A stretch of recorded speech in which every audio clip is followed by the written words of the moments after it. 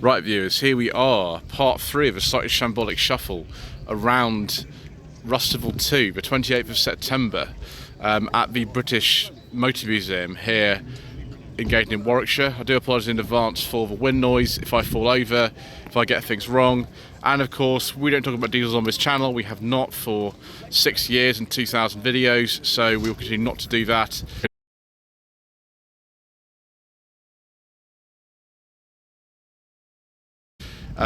If you want to watch proper videos, then go and see, I don't know, Furious Driving, I Drive a Classic, and Hubnut, who are the sort of proper creators who are here today, amongst others. But this is a slightly shambolic shuffle, and that's the way we do things. 1997 Hyundai Elantra Mark II. It's a 2-liter GSI saloon. I have driven one of these. It was a facelifted 1.6 Remo Special Edition. The only thing about this car, I would say, I mean, it's nice and everything, but it's not the nicest things to drive. They're just a bit sort of plain. There's just not much to say. I've driven some Mark 1 Elantras as well, and I like old Korean cars. I love Daewoo Sparrows, for example. I just didn't find the Elantra the most exciting thing to drive. It's a wonderful thing to see. I love seeing things like this, and I love kind of people owning something like this, but I just didn't find it that inspiring, which is fine. The accent of the first generation is the same, really. 2003 to 4, Renault Kangoo 4x4. Amazingly, this is actually a petrol one. I can't quite believe it. I've checked, and it is. I don't think you see too many Mark 1 Kangoos around at all. You certainly don't see the 4x4 version. I'm not really sure quite who that was aimed at, but I'm delighted to see it here in the weird car section there. So we'll have to not pull up the NW. Let's go on to this Alfa Romeo 33, a very, very late one. I think the 145, 146 came out in 94. This is like 93, 94. Yeah, 93. It's a 16 valve version. The engine in this would have gone straight into the 145, 146 originally. Iniezione, Boxer 4C, excellent. And then a Corrado VR6. Fabulous, viewers. Owned by Richard and his brother from the NA Turbo channel. I have driven this actual car. I drove it quite recently. It was quite nice, actually. It's not this sort of most up together example, but I don't have any minds really. Done a lot of miles. Still really good. And then Indecisive Auto, a very early BX, like 1983-84 this one is. I think we have a petrol engine here as well. Look at the bathroom scale thing going on there. Wonderful. We'll just go round here because someone else is taking photographs and things. Yeah, 16 TRS. We have seen that before, haven't we? Then another Volvo 940 Estate, also in this sort of colour here. I think also a Celebration, actually, this. Very late one. Personal plate, but probably like 97, something like that. And another Alfa GT. My gosh, they're breeding. It's the third one I've seen today. 2004 to 5. Again, let's hope this is a petrol engine in it, viewers. And then just the bumper there? Well, the bump. I wonder if that's the twin spark or something. Just JTS. Thank you. 2.2 JTS. 82, 83 Volkswagen Golf Mark 1 facelift with the Ronald Turbo wheels on it. Very common aftermarket wheel back in the day. That looks nice. I've never driven a Mark 1 Golf actually. And then another Alfa Romeo. This time we've got a 97 Alfa GTV 2 twin spark. Very early GTV, 916 shape. Oh, it's for sale. So call Calvin on 07811461207. I would be tempted, viewers, but my lady wife would not allow me to have something like that, I don't think, so we shall leave it alone. Next we've got a 1969-70 Morris Minor Tourer with, I think, a different gearbox in it. Probably not a bad idea. Also, I wonder if someone's fitted front discs to these, because the original brakes on Morris Minor are all-round unassisted drums. Yeah, I can see discs on there. It's very sensible there.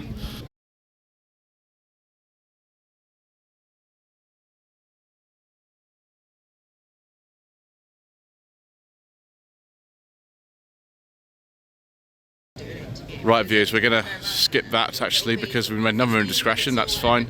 It should be removed from the video. Let's have a look at this PA Cresta instead. Can't remember if this is a facelift or pre-facelift. The rear lights are different and the rear window's different on both of them. Very nice. And then another Morris Minor. Why not? Tons of them here. 61 Clipper blue. Still got the wipers and meters in the middle. Originally it would have been a 948, but someone has fitted the larger 1098cc engine, which is probably better because even the 1098 only got something like 48 horsepower. Ooh, a Jaguar E-Type Series 2. Ooh. Very nice. We'll just go around the back of this Mark 1 Laguna that you might recognise from No Budget Reviews, also from the NA Turbo channel, like the Corrado that we saw just then. Yes, a 94 Laguna this one. It's a 1.8 RT, and I very much enjoyed driving that actually a couple of months ago. Then 68-69 E-Type Series 2. 4.2 engine, still got the 4-speed Moss gearbox in it. I've driven the Series 1, I've driven the Series 3, not a Series 2. Sorry, that's really weird, that's a 69 on a G, but that doesn't make sense though, because the year of my manufacture is 69 in October. That's confusing, viewers. I don't know what's going on there. Anyway, we'll move on and have a look at this Lexus CT200H. I think this is one of the most reliable cars you can possibly buy. I think all of them have the same sort of powertrain, very similar I think to the Prius underneath. Sold them for ages, like 2011 to 2019 or something. And another Mark II Scirocco with the Pirelli alloy wheels.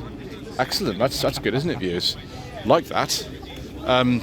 This one is the GTX 87 to 88.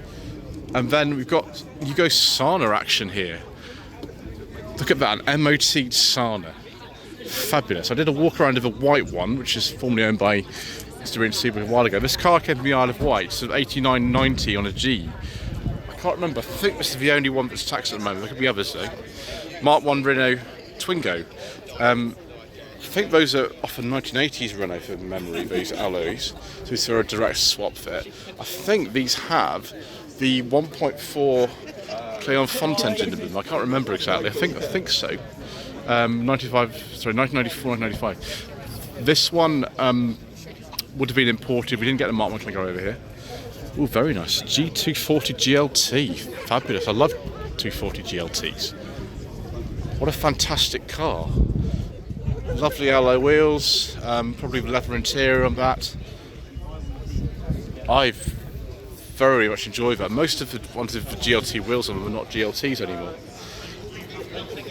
Then we'll go on to this Mini. I'm just going to check about this this Volvo, see what engine's in it.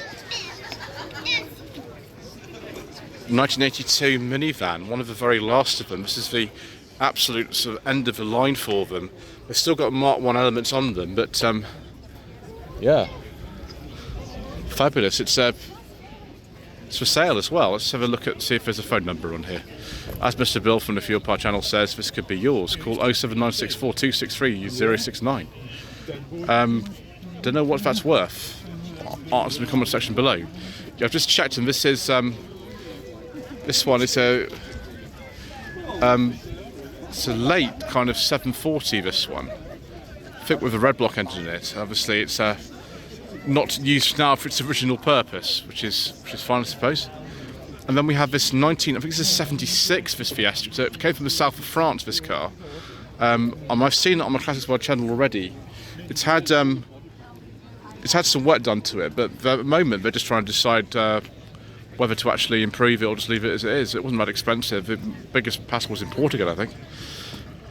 And then a very nice Volvo V90 ambulance.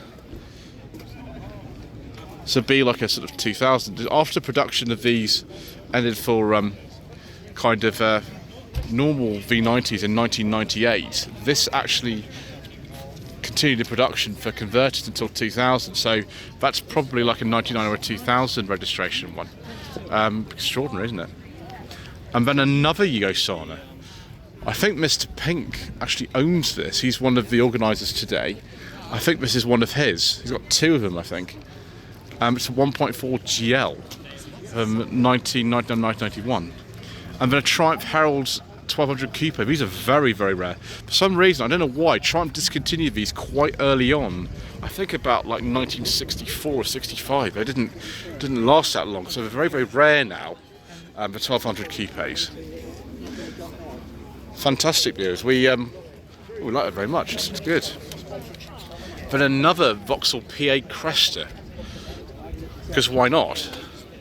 Saw quite a few of these actually. Whenever it was, the show it was. I think it was at Cranley. We saw lots of these. Oh, viewers! Now this is a delight. Look at this. A Vauxhall Cavalier Mark II GL, probably a 1.6, with the original wheel trims on it. This is a facelifted one. It's automatic. I think 85 the facelift came in. Wonderful. And then this very nice Jaguar X JR, so X308, is also for sale. Call 07711297747. As Mr. Bill, who is here from the Fuel Power channel, says, this could be yours. Actually, that Volvo's for sale as well. I'll have to go back and have a look at that phone number too. And have a look at the interior. Now, this isn't particularly my specification. I prefer the Daimler X308, like one I drove Agro British Car Journey last year. I think it was I drove that. But some of you will like that. And then we've got, my gosh, another car that I've driven. This is a 1994 Renault Clio Mark I Phase 1, very late Phase 1, 1.4 RT. But had in no budget reviews, I think it was last year. Goodness me, viewers, I'm doing quite well in terms of actual, cars that I've driven before. Doing very well indeed. So you can see the rear lights don't quite match because one's from a later car. We'll have to look at that Citroen a bit later. We're going to go on to this Volvo 940 because we have another one here. 1996, 1997 on a P. So 96 is a 2.3 low pressure turbo. The LPT was one of the last ones actually in production. I think most of the celebrations had that engine in them, as far as I remember. Then we've got a Mercedes W124. Just before they renamed this the E-Class. This is a sort of 1993 on a K. We'll have to sort of walk around this way to sort of see the back of it. We'll have a look at the BMW in a second. Yeah, this is the 200E, so it's almost at the bottom of the range. I think by this stage it probably was the base model because the Carb 200 had been discontinued because of Euro 1 emissions regulations that came in January 1993. I have just driven an estate one of these. It's actually badged as an E280, but it's the same generation, and that will come on the channel at some point. Very, very early E30 BMW, 8283 plate. Sort of like the one that I drove on Sensible Secondhand Classics in Wales earlier this year. That was at 84. This is even earlier though. It's 323i this one as opposed to 320. And then Mark 6 Fiesta, one of the most popular cars I've ever done on no budget reviews. Also this particular year, the one I drove. My friend just sold that actually. She's got something else, a bit more sporty, but this is a style. Probably one of the best cars you can probably go for, no budget reviews in terms of parts availability and things. Right next to it, we've got a Citroen Traction Avant. Second one of these we've seen today actually. I'm amazed we've even got one. We've actually got two, so that's fantastic. And then a Vauxhall Tigre B 1.4 exclusive in 2006. These are very, very undervalued cars at the moment. The problem is that if the roof goes on this, it's more than the car's worth to actually fix, which is a shame really, because they look very nice. Probably drive well as well. So move on next to this Morris Minor, because we've got another Morris Minor here. Someone probably at Minor Owners Club, and it's not surprising, I'm sure that Seth, my driver classic, has something to do with this, has put out an appeal for as many of them to come as possible. And so we have another one here, probably about a 60, 61, something like that. This one here Wonder what engine's in this scrappy. Oh, we can't talk about that. Let's move on to this Toyota 1000 Estate, 1977-78. What a tiny little car. I'd forgotten that Toyota ever sold these over here, actually. Goodness gracious me. 77. One of 3 known surviving cars that were distributed and sold by Toyota GB. Very, very rare. That is that's extraordinary. Look at that. This is what we like about the sort of this sort of event, stuff like that. Then we have got, I think this is owned by the lady from the Passenger Seat podcast, this particular car. I might be wrong about that. It looks very much like it if it isn't. Another Trafalgar Blue minor 2-door 68-69, like the one I drove in 2022. 1991-1992 Mini Cooper. Special John Cooper conversion.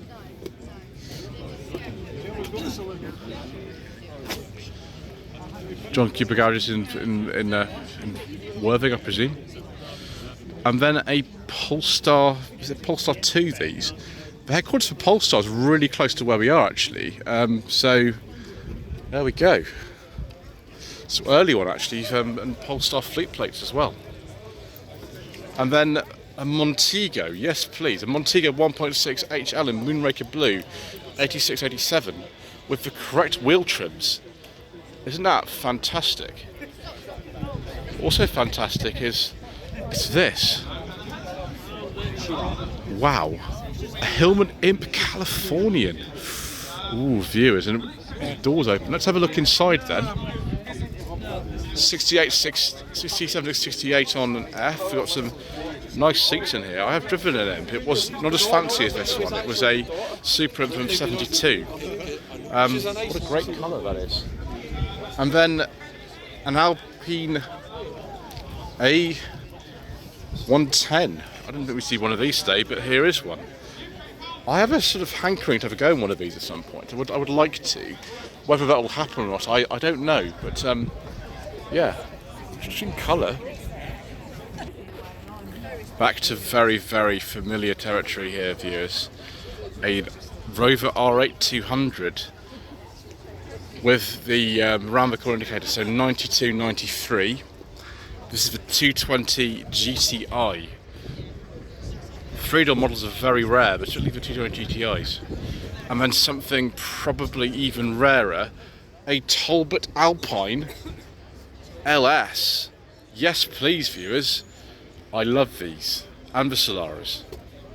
Having just driven a couple of Simcas, and this has the Simca Poissy engine in it, I'm quite fond of things like this. Coventry plate may be registered by Peugeot Talbot themselves, as they were at the time. Fantastic, 84, 85. I'll look at a BX in a second, but I need to check something on that. Then we have an E30 3 Series Cabriolet, 1990 to 1991.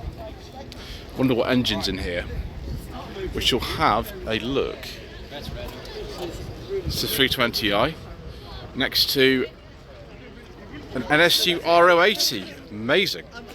I love these. I don't think I've seen too many of these. We have this sort of weird semi-automatic transmission in them, and of course the Vankel rotary. I'm not sure if it's still the original Vankel is or not, but might well do. 7T475 on an N. I have just had a look, and the the BX is a petrol. It's a 16, so it's 1.6 XU engine. 1990-1991. Very nice looking thing. Looks a bit like sort of GT or GTI, doesn't it? I have driven one of these, but I can't talk about it. So, MGF, early one, Mark 1, 1996, 1997 on a P.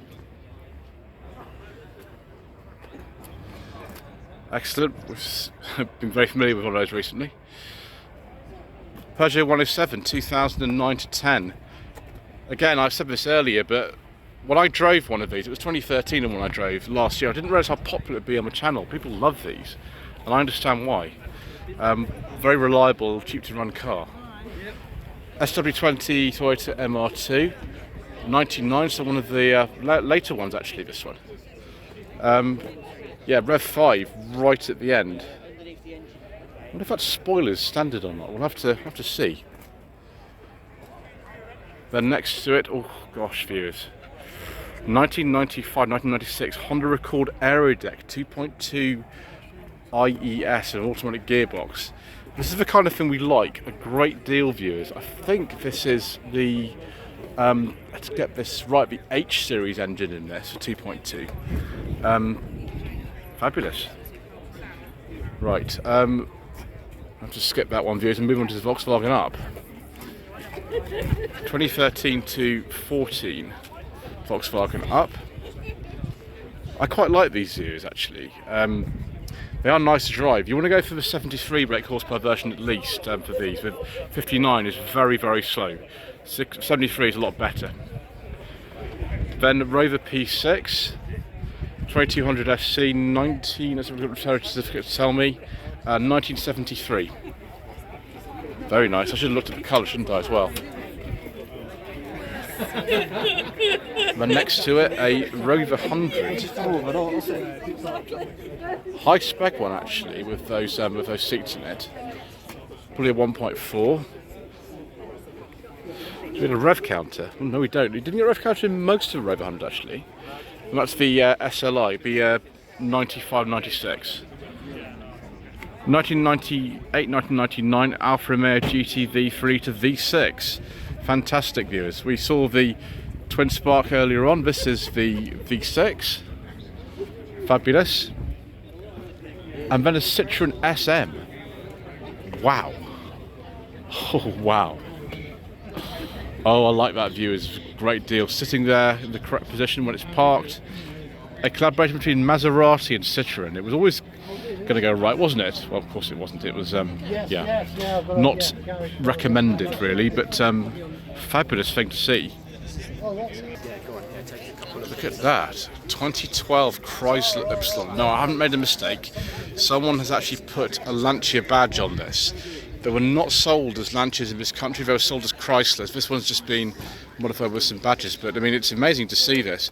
These actually were sold until very, very recently. The new models come out, but in Italy, it was the only Lancia sold, and Lancia was the only country, with Lancias until very recently. This little car kept the name going, apart from over here where it was badged as a Chrysler and then they were discontinued in 2015. I would be quite interested to have a go at one of those actually. I also like this Triumph Dolomite 1850 HL 80 to 81 registration. Production of course finished in 1980. That one's about to have some more bodywork done. We've got beards and bangers and flashing pistons, sort of things on there. Dolomites are very much my kind of thing, viewers. I like them a lot. I also like this A124 Mercedes-Benz Cabriolet in dark green with a beige leather interior. I do like a nice beige leather interior, particularly with wood. Interesting, that's got kilometres on it, so maybe it would have been imported or something. E220, so it's the first year of it being called the E-Class was 94, so that'd be a 94. Then we've got another Seat Ibiza Mark II. This is the first facelift one, 1998, 1999. This is the GTI model. Later on, I think the Cupras came along, but the first sporty one was the GTI. I think the same engine as the Golf GTI, actually. 2 litre, probably an 8 valve, I think, in that. Then another Mark 1 Clio, Initial, so a nice high spec one. It's a 2002. Wow, I like that very much. I prefer that one to this one here. I mean, some of you will prefer this one. This will have a Cleon Font engine in it. Phase 1. Sin Plomo, is that like Spain or something? There we go, yeah, I prefer this one, but you know, it's all down to the sort of person I am. In fact, my eye's just been caught by something else, viewers. Oh my gosh, viewers, it's an XJ40 Daimler, 93, 94, with a beige leather interior, picnic tables, and wooden piping. Oh, viewers, I think we have to investigate this a bit more thoroughly. And it's still got the cinema screen front lamps on it. Oh, viewers. I love XJ40s and I love Daimler's viewers, and we've even got the cruise control. This car looks like my ideal specification and one of my favourite cars. Yes, please, viewers, we would like that a great deal. And then we've got a bomb bug next to it, which has all sorts of interesting things written on it, where it drove in a very, very long time. You don't have to like that long, 21 days to Wimborne. A crazy, crazy journey. 2007-2008 Renault Sport Clio Mark III. I think these have like 190 horsepower or something like that. Nice and quick. The one I drove in one of these back in 2023 was a 1.4. And a Rover 200 VI, 1999 to 2000 plate. So quite late actually. The 25 was launched also on a V plate in late 99. Then a Volvo 240. Those wheel trims are off, I think, like an S70 or something. Hello to Colin. This is leather interior, but I think if this is a GL, it would have had a cloth interior originally. Yeah, GLE. Maybe it is a standard interior then. Very nice. About sort of 1987, something like that, maybe a bit later. And then a Mitsubishi Pajero Mini 2002-2003. That is it's nice. I don't think I've ever seen one before actually. And a Ford Puma, very late one, discontinued in 2001, so 2001 to 2 registration. I presume a 1.7, I could be wrong. Let's have a look at this information sheet here. Yeah, 1.7, just like the one that I drove. It was a 1998, I think, the one I drove, which is that colour. That's actually a 2002, it's a very late one. Then an R50 Mini 1, 2004 to 5. Funnily enough, because we were at Rustival, the R50 Mini that I've driven is actually Mr. Richardson's. It's a very early 2001 Y-Reg one, and I have driven that. He's still got that car. Then a Citroen BX 16 TXS. We like the fact that lots of petrol BXs are here, viewers, because they are very interesting cars. I wish I could get my hands on a petrol BX to drive. Someone's changed the front indicators on that. So 91, 92 on a J, and then a BX 16 valve, or c'est superbe in French.